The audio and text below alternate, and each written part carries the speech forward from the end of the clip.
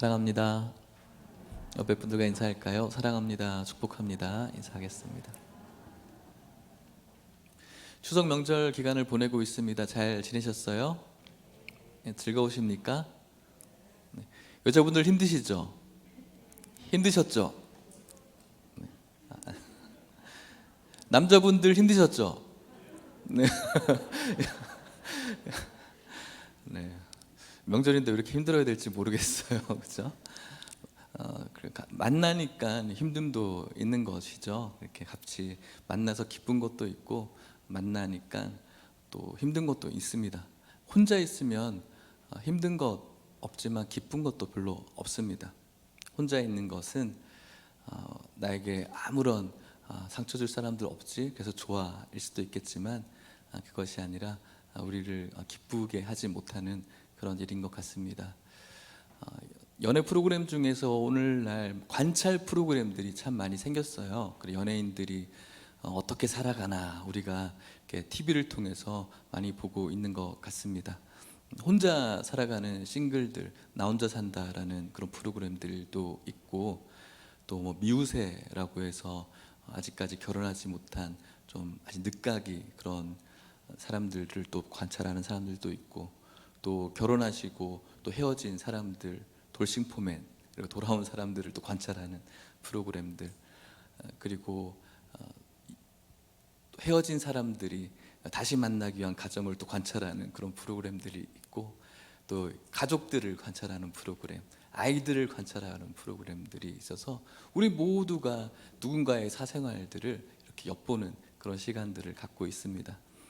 특별히 나 혼자 살아가는 그런 사람들의, 연예인들의 모습들을 보면서 그들이 나 혼자 살아가지만 나는 행복하게 살아가고 있어 라고, 나 혼자 살아가기 때문에 힘들어는 약간의 어떤 조미료 역할 뿐이고, 나 혼자 살아가지만 내가 누릴 곳 다 누리고, 나 혼자 살아가지만 여기저기 내가 해보고 싶은 거 다 하면서 참 멋지게 살아가는 것, 연예인들의 집과 또 그들이 가지고 있는 차와 또 그들이 할 수 있는 어떤 능력을 보면서 우리들은 그것들을 마음속으로 흠모하게 되어집니다. 그런데 여러분, 저는 그것들이 허상에 불과하다고 생각을 해요. 그것들이 그들이 가지고 있는 어쩌면 100 중에 한 10 정도의 단면이라고 저는 생각해요. 간간히 터지는 연예인들의 그런 뉴스를 보면은 정말로 암울하고 또 그 뒤에 있는 비참한, 또 부끄러운 그런 일들, 그들의 탐욕과 그들의 기쁨을 위해 사는 그런 문화들이 그들이 사람들에게 보여주는 어떤 밝고 화려한 그런 이미지보다는 그 이면에 있는 이미지가 저는 그들의 어떤 실제적인 모습이라고 생각합니다. 그 이면 가운데 그들이 그렇게 쾌락을 즐기고 또 그렇게 쾌락을 위해서 또 흥청망청 즐겨지는 그런 모든 문화는 결국은 사람들의 많은 인기와 또 그들의 관심과 또 많은 추종자들이 있지만 그 추종자들 가운데 그들은 여전히 외로움을 느끼고 있는 고독한 그들의 모습의 반영이라고 할 수가 있는 것이겠죠. 풍요 속의 빈곤이라고 하는 것처럼 조금만 손 내밀면 많은 사람들이 그의 손을 붙잡아 주지만 가장 결국 그들의 마음을 알아줄 누군가는 없는 참 고독하고 외로운 그들의 모습이 진면목이라고 생각합니다. 이것은 오늘 연예인들뿐만 아니라 현대를 살아가는 현대인들이 거의 비슷하게 느끼는 그런 모습이라고 생각해요. 인간의 세계는 점점 빨라지고 또 다채로워지고 편해져 가지만 그런 문화 속에서 살아가면서 점점 인간들이 고독해지는, 외로워지는 그런 모습들을 보게 됩니다. 제가 나이는 그렇게 많지 않지만 어르신들에 비해서 제가 어렸을 때만 해도 이렇게 아이들과 함께 어울리고 즐거워하고 기뻐하고 그렇게 재미있는 그런 것도 없고, 오늘날보다는 스마트폰도 없고 여러 가지 이렇게 즐거울 거리가 없었지만 아이들이 함께 모여 있는 그 자체가 참 재밌었던 그런 기억이 있습니다. 동무들이 있어서 참 즐거웠어요. 그런데 오늘날 저도 아이들을 키우지만 우리 아이들은 참 외로워요. 그냥 핸드폰만 있으면 모든 것들을 극복할 수 있겠죠. 많은 인간들의 설 자리가 기계들로 대체되어지고 있어요. 앞으로는 뭐 AI라고 해서 AI가 인간이 할 수 있는 일들을 대체하기 시작합니다. 인간이 설 자리가 없어집니다. 인간에게 더 많은 기회와 시간들을 창출할 것 같지만 오히려 더 인간들은 바빠져 가고 있는 것 같습니다. 얼마 전에 매스컴에는 AI가 그린 어떤 그림을 이렇게 매스컴에서 보여주면서 또 화제가 되어졌고, 또 언젠가 들었던 누군가의 말 속에는 목회자들도 이제 AI로 나오게 되어져서 설교를 AI가 하게 되는 것이죠.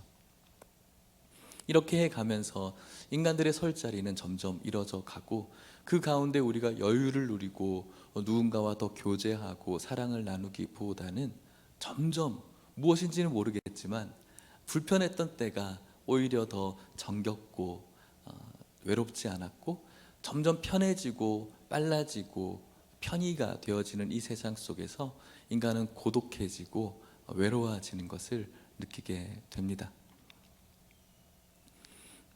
뉴스에서 이런저런 안타까운 기사 중에 고독사라는 그런 말들이 생겨나는 것을 바라보게 됩니다. 어르신들의 그런 고독사들이죠. 그런데 더 마음을 아프게 하는 건 청년들의 고독사들에 대한 뉴스도 나타나는 거예요. 한창 일해야 될 청년들인데 그 청년들이 일을 찾지 못하거나 또 일이 있다고 할지라도 일에서 오는 여러 가지 스트레스, 자신을 괴롭히고 따돌리는 그런 직장에서의 스트레스를 못 이겨서 또 누군가가 그 사람을 알아봐 주지 않는 그런 모습 속에서 혼자 단칸방에서 혼자 죽어가는 그런 청년들의 기사를 보게 됩니다. 고독하고 또 안타까운 외로움이라고 생각합니다. 이런 세상 속에서 오늘 하나님을 사랑하고 또 예수를 믿고 있는 여러분들 역시 그들과 함께 만나고 교제하고 살아갑니다. 그렇다면 우리들은 뭔가 다른가? 글쎄요, 우리 역시도 많은 외로움과 고독함을 느끼고 살아가지 않을까 생각해 봅니다. 가족들이 있지만, 혹은 교회에 있지만, 또 여기저기에 속해 있지만 그럼에도 불구하고 여전히 외롭고 고독함을 느끼게 됩니다.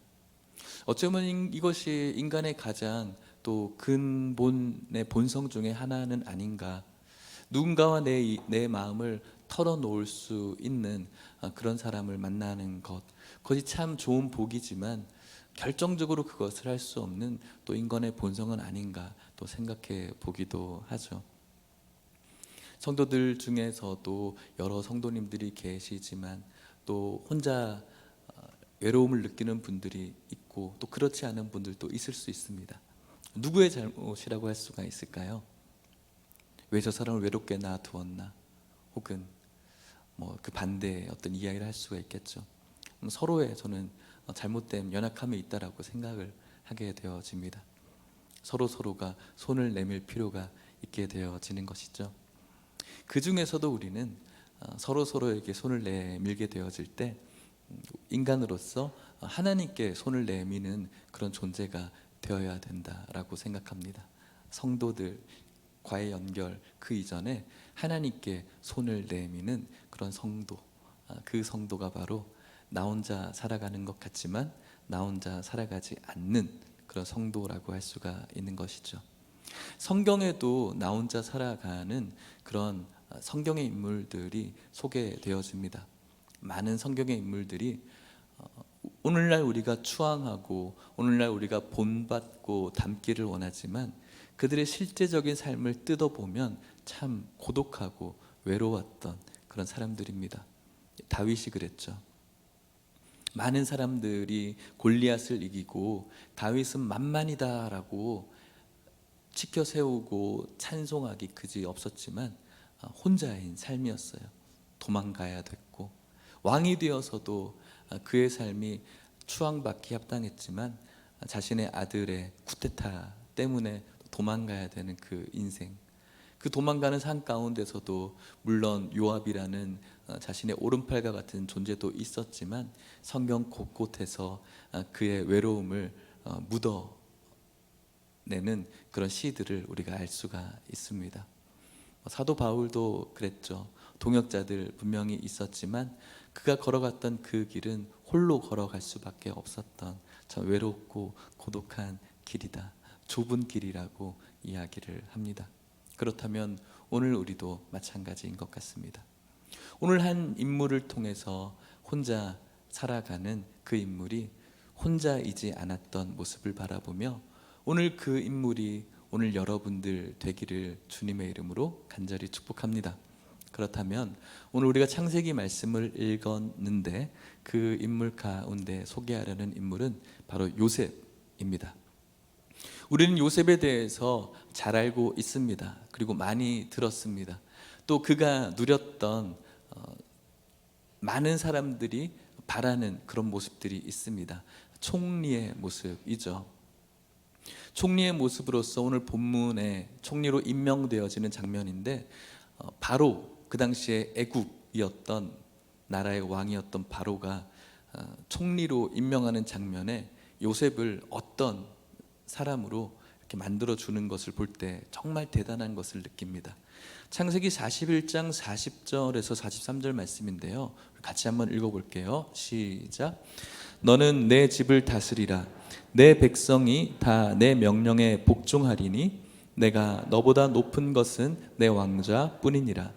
바로가 또 요셉에게 이르되 내가 너를 애굽 온 땅의 총리가 되게 하노라 하고 자기의 인장 반지를 빼어 요셉의 손에 끼우고 그에게 세마포 옷을 입히고 금 사슬을 목에 걸고 자기에게 있는 버금 수레에 그를 태우매 무리가 그의 앞에서 소리 지르기를 엎드리라 하더라. 바로가 그에게 애굽 전국을 총리로 다스리게 하였더라. 아멘. 총리가 되었다. 우리는 이 총리가 되었다라는 것이 실감할 수가 없으니까 얼마나 대단한 건지를 별로 느낄 수가 없을 것 같아요. 총리뿐만 아니라 이 세상에서의 어느 정도의 성공만 해도 우리가 참 기뻐하고 또 가문의 영광처럼 누리는데 이 총리라는 것은 오늘날 무엇과 비교할 수 없을 것 같아요. 이 나라에도 국무총리가 있지만 이 나라의 국무총리는 뉴스 매스컴에 보면은 맨날 욕도 먹고 기사에서 이런저런 비판을 하고 참 별로 하고 싶지도 않은 그런 부분이 것 같은데, 그런 총리와는 비교할 수 없는, 많은 사람들의 여론에 구설수에 오르고 내려서 탄핵하느니 마느니 그런 총리가 아니라 인간 신과 똑같은 인물이에요. 신이죠. 그의 말 한마디에 한 사람의 생명이 있고 없고가 되어지고 이 총리의 말 한마디에 어느 지방의 마을이 있어지고 없어지고가 되는, 더군다나 이 애굽, 이집트라는 나라는 이 고대 근동의 초강대국이었거든요. 이집트를 우리가 생각하면은 피라밋과 파라오를 빼놓을 수가 없죠. 피라밋을 어떻게 지었는가 불가사의한 일이에요. 오늘날도 풀 수 없는, 오늘날도 그 규모대로 지으라고 한다면 정말 지을 수 있을까? 그런 피라밋을 이집트에서 만들었던 것을 보면은 그렇게 피라밋을 지을 수 있었던 능력은 바로 이 왕의 권세, 힘이었죠. 그만큼 이 대단한 나라의 총리가 되었다라는 것, 한 고을을 어쩌면은 한 나라를 뒤집어 엎고 또 다시 회복시킬 수 있는 능력이 이 총리에게 있는 거예요. 이것이 되었다라는 것은 오늘날 많은 사람들이 바라는 그 워너비의 삶을 이룬 것과 마찬가지이죠. 오늘날 많은 젊은이들 그리고 청소년들이 돈 있는 어떤 누군가 유튜버라든지 연예인들을 꿈꾸는데 바로 이런 것들을 갖고 싶어 하는 것이죠. 이런 권력, 돈이 주는 권력과 맛을 누리고 싶어 하는 것입니다. 지금 그것을 누리고 있는 것입니다. 총리가 된 요셉. 그래서 많은 사람들이 요셉에 대해서 좋은 감정을 가지고 있고, 또 아이들을 위해서 기도해 줄 때도 이 요셉처럼 되기를 바라는 마음으로 축복하며 이 요셉의 이름을 우리가 이야기하기도 합니다. 그래서 많은 사람들이 이 요셉의 꿈, 그리고 이 꿈을 이룬 요셉에 대해서 주목하기도 하죠. 그런데 여러분, 요셉의 이 모든 삶의 과정은, 글쎄요, 총리가 되어서도 요셉이 정말로 우리가 생각하는 그런 기쁨과 행복함을 누리며 살았을까? 저는 좀 퀘스천 마크를 붙이게 되어지지만, 그 과정을 살펴볼 때 요셉의 삶은 그야말로 나 혼자 산다의 아주 급진적인, 극단적인 그런 면을 우리가 볼 수가 있습니다. 여러 어려운 과정들이 있었다라는 것을 여러분들도 잘 알고 있을 겁니다. 요셉이 형들의 시기, 질투 때문에 어려움이 시작되어지는 것을 우리가 생각하고 있는데, 그런데 여러분, 요셉도 역시 인간적인 연약함이 있었어요. 무조건 시기, 질투 받았던 것이 아니라 요셉이 한 뭐라고 해야 될까요? 죄송하지만 짓도 있었어요. 요셉이 어떤 아이였을까요? 창세기 37장 2절 말씀에 이렇게 말합니다. 우리 같이 읽겠습니다. 시작. 야곱의 족보는 이러하니라. 요셉이 17세의 소년으로서 그의 형들과 함께 양을 칠 때에 그의 아버지의 아내들 빌하와 실바의 아들들과 더불어 함께 있었더니 그가 그들의 잘못을 아버지에게 말하더라. 17살 때 요셉은 형들과 함께 양을 쳤어요. 양을 치다 보면 형들이 꾀를 부릴 때도 있겠죠. 힘들고 하다 보면은 그냥 좀 대충 하자, 뭐 이런 꾀를 부릴 수도 있고, 또 하다 보면은 이런저런 또 아버지한테는 숨기고 싶은 일들을 할 수 있잖아요. 그쵸? 저만 그런가요? 그러다 보면은 그런 안 좋은 일들을 덮고 가면 되는데, 요셉이 어떻게 했다고요? 일러주는 거예요. 여러분들 그런 동생 좋아요? 싫어요? 싫어요. 제가 두 딸아이를 키우고 있는데 매일 전쟁이에요. 얼마나 지지고 볶는지. 그만 좀 싸웠으면 좋겠는데, 둘이서 막 이렇게 말싸움을 하다가 상대방을 혼내는 방법은 한 가지밖에 없어요. 아빠한테 와서 일러주는 거예요. 아빠, 언니가 이랬어. 그러니까 혼내줘. 또 언니도 때릴 수는 없으니까 저한테 와서 아빠, 둘째가 서인이가 이랬어. 아빠 좀 혼내줘. 이렇게 고자질하는 거예요. 고자질한 걸 또 서로 알면서 또 싸우고 그렇게 싸우면서 서로의 그 끔찍한 우정을 키워가고 있는 것 같아요. 이렇게 고자질하는 것이 그 형들에게는 정말 미워할 수밖에 없는 이유죠. 그런데 그 후에 아버지께서 어떻게 하시나요? 3절 말씀 같이 읽어볼까요? 시작. 요셉은 노년에 얻은 아들이므로 이스라엘이 여러 아들들보다 그를 더 사랑함으로 그를 위하여 채색 옷을 지었더니. 이렇게 고자질하면서 자신들을 혼나게 하는 동생인데, 또 아버지께서 그 아이에게 채색 옷을 입히는 거죠. 더 좋은 브랜드의 옷을 입히는 거예요. 근데 얼마나 시기가 나겠어요. 무조건 처음에 채색 옷을 입혀줬다고 해서 시기가 난 것이 아니라, 이렇게 자신들을 힘들게 했던, 어렵게 했던, 또 고자질했던 그런 아이를 아빠가 더 좋아하니까 미워할 수밖에 없는 거예요. 더군다나 그 후에는 꿈을 하나 꾸죠. 꿈꾸고 난 다음에 자신의 형들의 볏집단이, 별이 자기를 보고 절했다라고 막 이렇게 하니까 얼마나 싫겠어요. 시기하고 질투하는 고 미워하는 마음이 처음엔 1이었지만 플러스 1이 된 것이 아니라 곱하기 2, 4 이렇게 되어져서 이렇게 엄청나게 커질 수밖에 없는 것입니다. 그리고 결국은 우리가 아는 것처럼 자신의 동생을 죽이려고 했습니다. 구덩이에 자신의 동생을 집어넣게 되었습니다. 그런데 하나님의 은혜로 그곳에서 빠져나오게 됩니다. 팔려가게 되는 것이죠. 창세기 39장 1절 말씀에 이렇게 말합니다. 같이 읽어볼게요. 시작. 요셉이 이끌려 애굽에 내려가매 바로의 신하 친위대장 애굽 사람 보디발이 그를 그리로 데려간 이스마엘 사람의 손에서 요셉을 산이라. 아멘. 형들에게 죽임을 당할 뻔한 그 자체도 요셉에게서는 충격이에요. 아버지의 늘 보호와 사랑을 받던 그 아이 요셉이 헤어나올 수 없는 구덩이에 던져져서 어쩌면 이곳에서 죽겠다라고 생각했던 그 사실조차도 충격인데, 어쩌면 자신을 보호해 주어야 될 형들을 통해서 애굽 사람에게 물건처럼 노예로 팔리는 것, 실제적으로도 이거는 너무나 받아들이기 힘든 그런 모습이지만 정신적으로도 충격이죠. 보디발의 집으로 팔려갑니다. 요셉을 샀다라고 말합니다. 오늘날에는 인신매매 이런 것들이 좀 줄긴 했지만, 우리가 당하지 못했지만 그런 뉴스를 예전에 봤을 때만 해도 엄청난 공포였어요. 그리고 이렇게 누군가 나를 산다, 이런 내 앞에서 나를 두고 가격 흥정을 하고 있는 이런 모습이 얼마나 정신적으로 충격이고 힘든 삶일까요? 그런데 이런 어려운 가운데에서 완전 나 혼자 산다의 극단적인 그런 판임에도 불구하고 성경은 이렇게 표현하고 있습니다. 창세기 39장 2절 3절 말씀인데요, 같이 읽겠습니다. 시작. 여호와께서 요셉과 함께 하심으로 그가 형통한 자가 되어 그의 주인 애굽 사람의 집에 있으니 그의 주인이 여호와께서 그와 함께 하심을 보며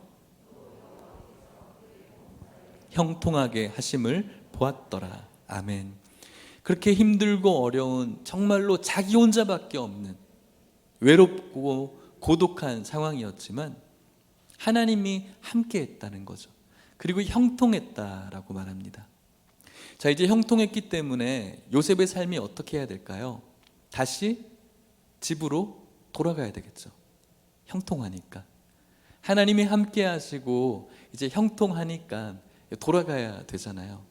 아시는 것처럼 요셉은 돌아가지 못했어요. 형통했어요. 하지만 돌아가지 못하고 보디발의 아내의 그 유혹으로 인한 누명 때문에 어떤 일이 벌어지죠? 20절 말씀을 또 읽어보겠습니다. 시작. 이에 요셉의 주인이 그를 잡아 옥에 가두니 그 옥은 왕의 죄수를 가두는 곳이었더라. 요셉이 옥에 갇혔으나. 네, 요셉의 주인인 보디발이 요셉을 옥에 가뒀어요.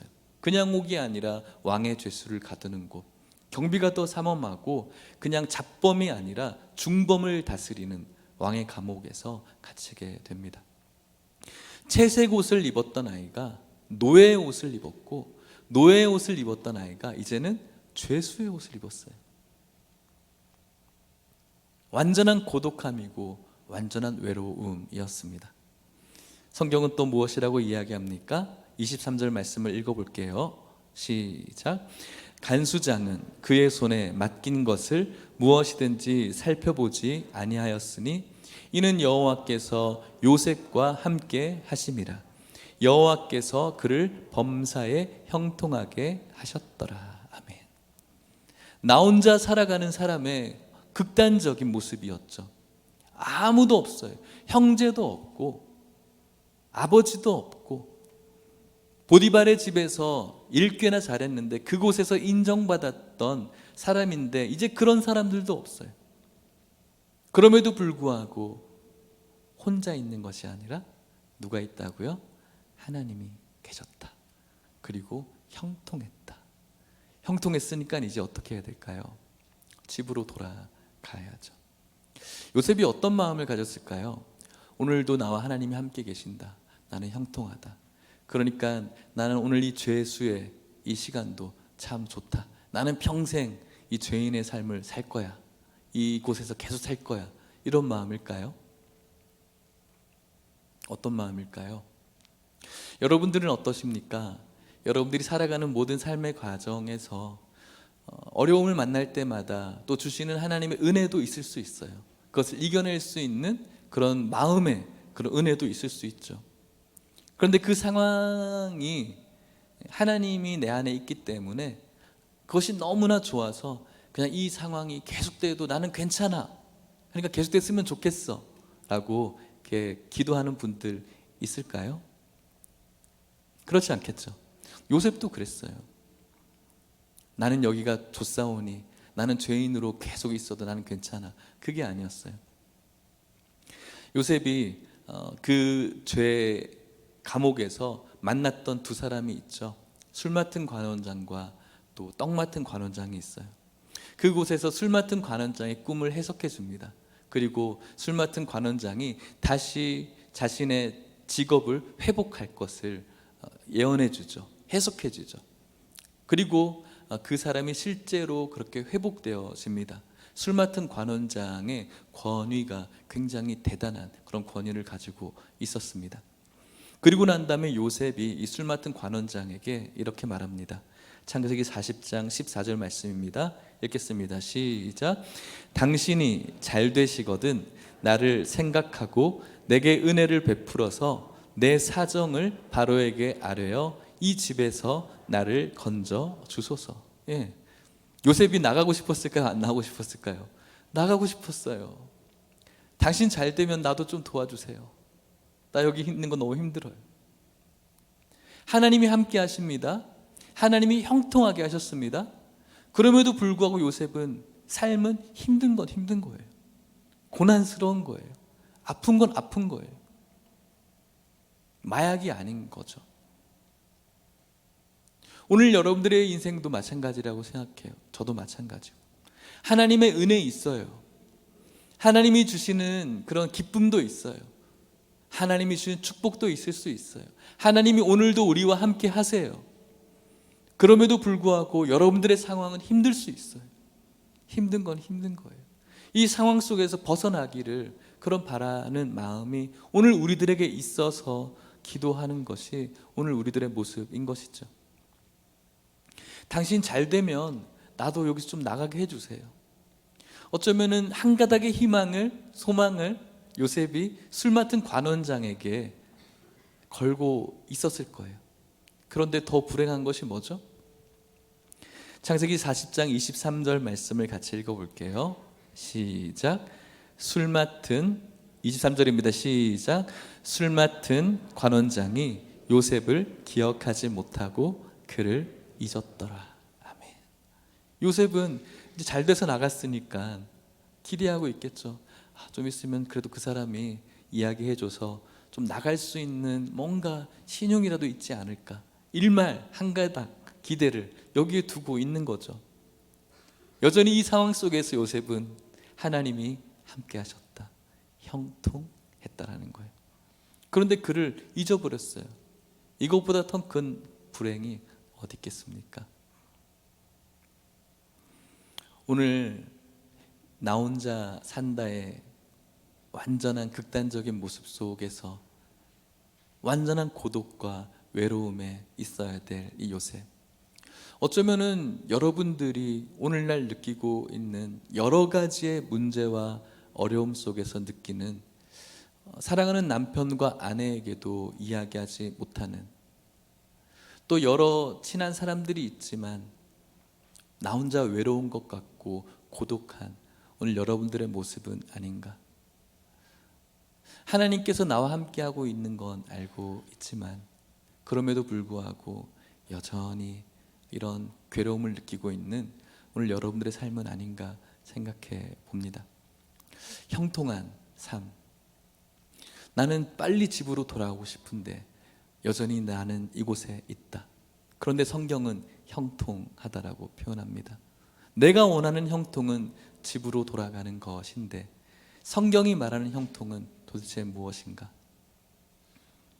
그렇게 오랜 시간이 지나서 이제 바로 왕이 꿈을 하나 꾸고 이 심상치 않은 꿈을 누군가가 해석해 주기를 바라는데 그때야 비로소 술 맡은 관원장이 아차 하고 생각이 난 거예요. 그리고 이 요셉을 소개시켜 주는 것이죠. 그리고 이 요셉을 소개시키고 난 다음에 이 요셉의 꿈을 얻고 나서 바로가 요셉을 총리로 임명하게 됩니다. 어쩌면 요셉의 형통은 구덩이에 빠져 있을 때 집으로 돌아가는 것이었고, 요셉의 형통은 보디발에게 팔려갔을 때 집으로 돌아가는 것이 요셉의 형통이었어요. 요셉이 생각하는 형통. 죄수의 신분으로 있을 때 요셉이 생각하는 형통은 집으로 돌아가는 것이었지만, 하나님께서 생각하는 형통은 그것이 아니었어요. 무엇이었을까요? 애굽의 총리가 되는 것. 그것이 바로 하나님께서 큰 그림을 그리고 계신 하나님의 형통이었던 것입니다. 그리고 이 과정을 통해서 어떤 일이 벌어졌을까요? 창세기 41장 38, 39 바로의 고백입니다. 시작. 바로가 그의 신하들에게 이르되 이와 같이 하나님의 영에 감동된 사람을 우리가 어찌 찾을 수 있으리요 하고 요셉에게 이르되 하나님이 이 모든 것을 내게 보이셨으니 너와 같이 명철하고 지혜 있는 자가 없도다. 아멘. 인간 신이라고 할 수 있는 바로의 입에서 하나님을 고백하고 높여드리고 찬송하게 하는 것, 이것이 바로 하나님께서 계획하셨던 형통이었던 것입니다. 요셉을 통해서 요셉의 꿈은 빨리 집으로 돌아가는 것, 그래서 그곳에서 아버지를 만나고 가족들을 만나는 것이었을지는 모르겠지만, 하나님께서 더 크게 그리신 그림은 애굽이 총리가 되어서 그곳에서 인간 신인 바로가 하나님을 높이고, 또 그 훗날 이스라엘, 이 야곱의 이 가족들이 흉년으로 인하여서 기근을 맞이하게 되었을 때 총리로 있게 된 이 요셉을 통해서 그 가정이 구원받게 되어지는 것, 그것이 바로 하나님의 형통의 그림이었던 것입니다. 나 혼자 살아가는 것 같지만, 그래서 그곳에서 똑같은 아픔과 고난 속에서 하나님이 함께 있음에도 불구하고 여전히 고통받고 있는 인생이지만, 하나님께서 그리는 그림은 나로 인해서 하나님께서 하실 놀라운 일들에 대한 그림이라는 것을 오늘 요셉을 통해서 우리는 알 수가 있는 것입니다.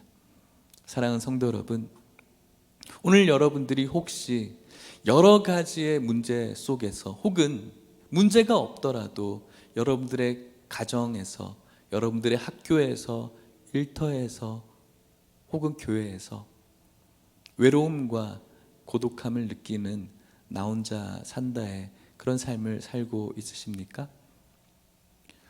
그 가운데서 여러분들에게 하나님께서 여전히 여러분들과 함께하고 있음을 기억할 수 있기를 주님의 이름으로 축복합니다.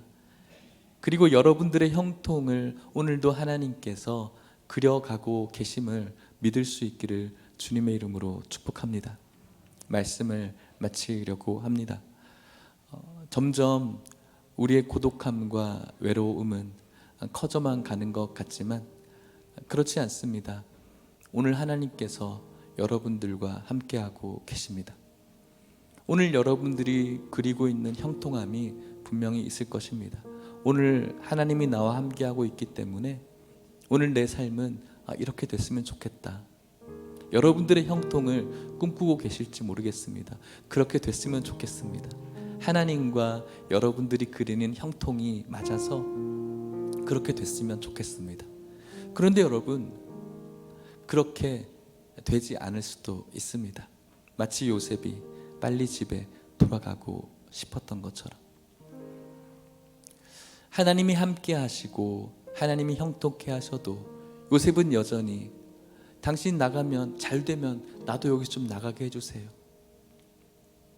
고통이 있었고 아픔이 있었어요. 그렇지만 결국은 하나님의 형통이 그를 총리로, 그리고 하나님의 형통이 그를 먼 훗날 자신의 민족을 흉년에서 구원하는 그런 도구로 사용하셨습니다. 그 가운데서 요셉이 혼자 있으면서도 전혀 외롭지 않을 수 있었던 까닭은 아까 바로가 요셉에 고백했던 창세기 41장 38절 말씀, 바로가 그의 신하들에게 이르되 이와 같이 하나님의 영에 감동된 사람을 우리가 어찌 찾을 수 있으리요. 하나님의 영에 감동되어져 있는 사람이었기 때문에 누구보다 고독해야 되고, 누구보다 외로워해야 되고, 누구보다 고독 속에 어쩌면 점점 생명의 불이 꺼져가야 될 사람이었지만, 그 가운데서도 하나님께서 형통함으로 인도해 주셨습니다. 사랑하는 여러분, 오늘 여러분들에게 하나님의 영으로 감동된 그런 마음이 있기를 축복합니다. 하나님의 영에 감동된 마음, 성령에 감동된 마음, 성령에 충만한 마음은 여러분들 혼자 살게 내버려 두지 않습니다. 성령에 감동된 그 마음, 성령 충만한 여러분들 혼자 있을 것 같지만 오늘도 하나님께서 여러분들의 인생의 큰 그림을 그리시면서 놀라운 일들을 여러분을 통해 하고 계시고 하실 것입니다.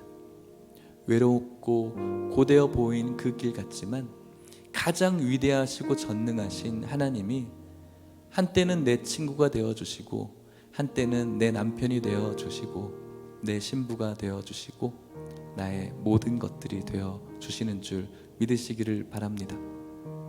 앞으로 우리가 눈 감는 그날까지 걸어가는 여러분들의 모든 인생길 속에서 하나님이 여러분들과 함께 하고 계심을 확실히 믿으시고, 하나님이 함께 계시기 때문에 내 모든 것들이 내가 원하는 것으로 다 될 것이다, 그렇지 않을 수도 있음을 또 기억하시면서, 중요한 것은 합력해서 선을 이루어 가시는 하나님, 가장 형통한 길로 나를 인도해 나가실 그 하나님을 기억하시면서 여러분들 혼자 살아가는 것이 아니라 하나님과 함께 그 길을 끝까지 걸어갈 수 있기를 주님의 이름으로 축복합니다. 우리 시간 다 같이 한번 기도했으면 좋겠어요. 기도할 때 하나님, 내 가족들이 있어서 너무 감사하고, 또 내 친구들이 있어서 감사하고, 직장 동료들이 있고, 또 교회 형제 자매들이 있어서 감사합니다. 하지만 그 가운데에도 외로울 때도 있고 고독할 때도 있습니다. 자꾸만 하나님이 함께 있다라는 것을 잊고 살고 놓치고 살아가는 것 같습니다. 하나님이 나에게 있음에도 불구하고 때로는 내 삶이 여전히 힘들다라고 느끼는 것 같습니다. 하지만 오늘 말씀을 통해서 분명한 건 하나님이 그리는 그림이 훨씬 크시고 깊고 높다라는 사실을 기억하면서 나 혼자 살아가는 것 같지만 하나님이 함께 하심을 기억하며 오늘 그분과 함께 평생을 걸어갈 수 있어서 외롭과 고독함이 아니라 즐거움과 평안함 될 수 있도록 오늘 여러분들의 삶을 의탁하며 우리 같이 한번 기도했으면 좋겠습니다. 기도하시겠습니다. 하나님 아버지, 감사합니다. 이 시간 주님의 은혜를 기억합니다. 주님께서 오늘 우리와 함께 하실 줄 믿습니다. 나 혼자 살아가는 인생 같습니다. 가족이 있어도 외롭고, 친구가 있어도 고독하고, 교회에 와서도 외로울 때 있습니다. 하지만 하나님 나와 함께 하십니다. 하나님 나에게 형통한 길을 주십니다. 하나님 아버지, 오늘 내가 원하는 형통이 아니라 하나님께서 우리를 가장 영화롭게 하실 형통이 기다리고 있음을 믿습니다. 하나님 축복하여 주셔서 우리 삶의 끝까지 주님과 함께 이 길 걸어갈 수 있도록 축복하여 주시되, 외로움과 고독함이 아니라 기쁨과 감사함으로 걸어갈 수 있는 우리 모든 성도님들 될 수 있도록 축복하여 주시옵소서. 하나님 아버지, 감사합니다. 오늘 요셉의 나 혼자 산다를 바라보면서 그의 외로움과 고독 속에 하나님 늘 함께 하고 계시고, 그가 원하는 형통한 길에 늘 하나님께서 더 큰 형통함을 그리고 계심을 바라봅니다. 하나님, 이곳에 있는 성도님들의 삶 가운데 여러 사람들을 붙여주시고 만나게 해주셔서 감사합니다. 하지만 우리들 참 외로운 존재라 그 가운데서도 고독감과 외로움을 느낄 때 있습니다. 하나님, 저희들 하나님이 우리와 오늘도 함께하고 있음을 기억하게 하여 주시되 늘 기억하게 하여 주시옵시고, 우리의 모든 인생 속에 하나님이 계시지만 있는 고통과 어려움 속에도 하나님이 더 커다란 형통의 그림을 그리고 있음을 기억하며 주님과 함께 이 길 아름답게 걸어갈 수 있는 우리 모든 성도님들 될 수 있도록 축복하여 주시옵소서. 예수님의 이름으로 기도하옵나이다. 아멘. 우리 함께 다 같이 일어나서 찬송하고 축도하고 마치도록 하겠습니다. 다 함께 일어나서 찬송가 430장 주와 같이 길 가는 것, 우리 박수 치시면서 찬송하겠습니다.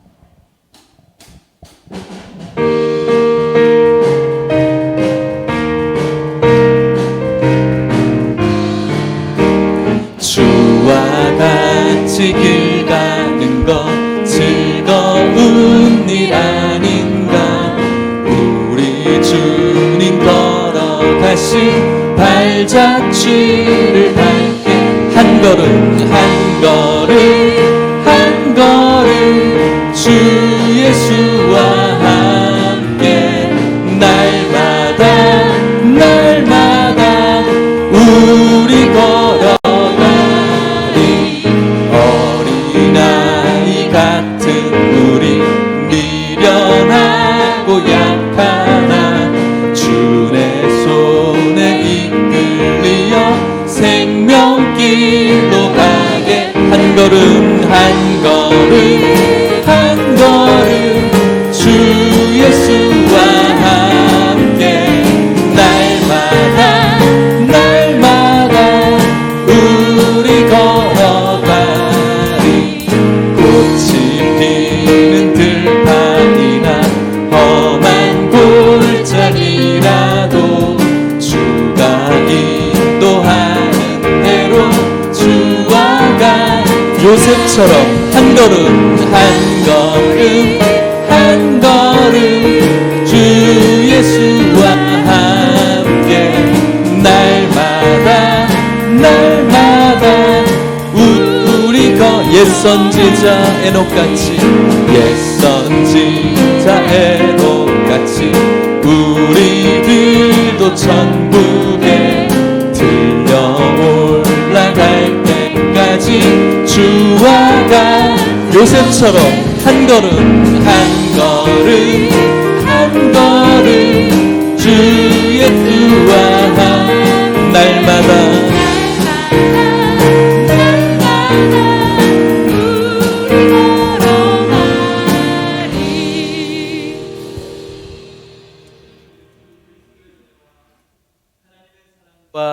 성령의 교통하심이 혼자 걸어가고 혼자 살아가는 외롭고 고독된 길 같지만 영적인 눈을 바라보며 들어 우리와 함께 있는 하나님 바라보고 그분과 함께 우리들이 걸어갈 그 모든 길, 고독과 외로움이 아니라 평안과 감사와 축복의 길 걸어가며 주님이 바라보시는 가장 형통의 길 걷기를 소망하는 이곳에 있는 모든 성도님들, 이들의 가정, 사랑하는 하남 예일교회 가운데, 그리고 특별히 외로움과 고독함을 느끼고 있는 한 연약한 지체들 가운데 이제부터 영원토록 함께 있을지어다. 아멘.